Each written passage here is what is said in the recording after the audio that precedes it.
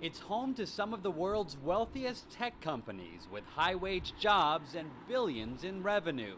But on the other side of the Silicon Valley, the working poor are waiting in line at the local food bank. Blueberries, lettuce, peanut butter.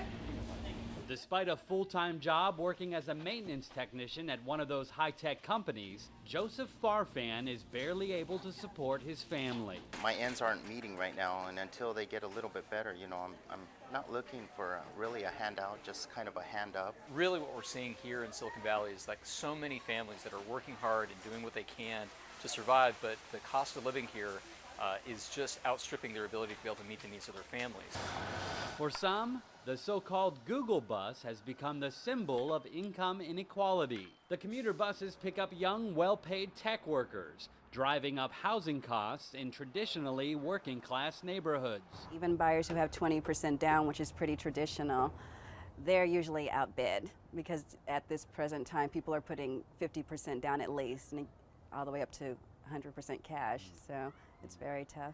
Some Silicon Valley charities say the tech companies, which often donate to high-profile causes around the world, aren't as generous in their own community. About 2% or so maybe of what they have to give will stay in Silicon Valley. And it's then done in these little snippets of, oftentimes, not always, but in little grants like a $10,000 gift or a $5,000 gift. Well, that's not going to go very far. But Google says it has given nearly $60 million to nonprofits in the Bay Area in the past 3 years. The working poor say raising the minimum wage could help. You gotta do what you gotta do, because pride ain't gonna feed you at the end of the day. 5 years ago, this food bank served about 35,000 people a year. This year, they expect to double that, because working in Silicon Valley can mean two very different things.